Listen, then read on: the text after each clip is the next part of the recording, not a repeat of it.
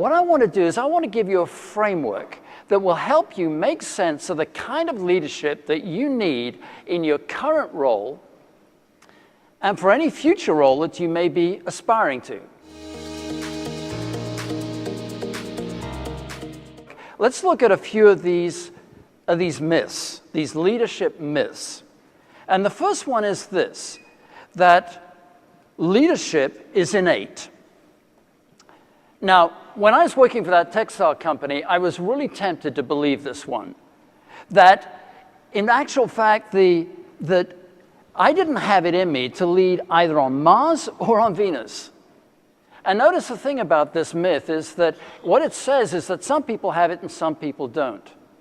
And the fact is that that's wrong. We have seen plenty of leaders who've been struggling and failing, and when they've been turned around, when they've got the right information, they've actually turned around.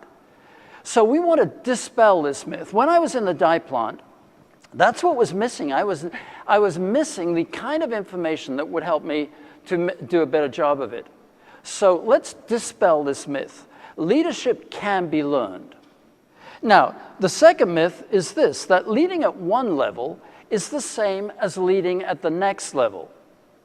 Now, you would agree with me that going from Mars to Venus is a pretty significant transition, leading men to leading women. But in actual fact, there was a much bigger transition going on that I didn't even realize at the time. In the dye plant, I was leading men who had no direct reports. When I went to the production unit, I was leading 8 women who each one of them had somewhere between 20 and 30 people who reported directly to them. Now that is a very significant difference.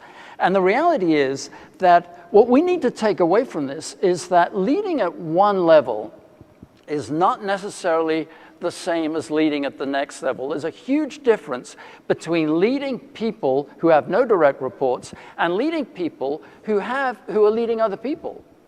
So we want to dispel this myth. The lesson is that we need to learn what it's going to take for the next job that we go to, for the next level that we move to, because it's very likely to be different. So here's the third myth, and that is that technical competence is the same as leadership competence. Now, this is a very widespread myth. In fact, it's actually the basis for most of the promotions that we have, especially early on in our careers. We do a good job, and so we're a good individual contributor, so we actually get promoted.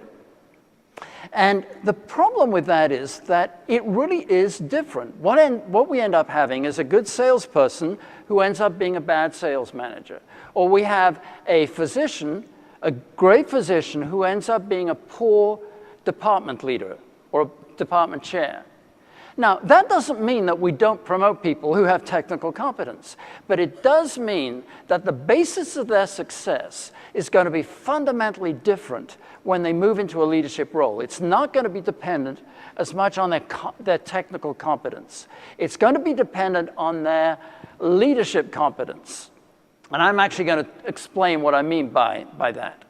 Now, here are these 3 myths. There are a lot of others we could go into. But the question that they beg is this: why do they all exist? Why are there so many myths around leadership? Well, the reason is that leadership is incredibly complex.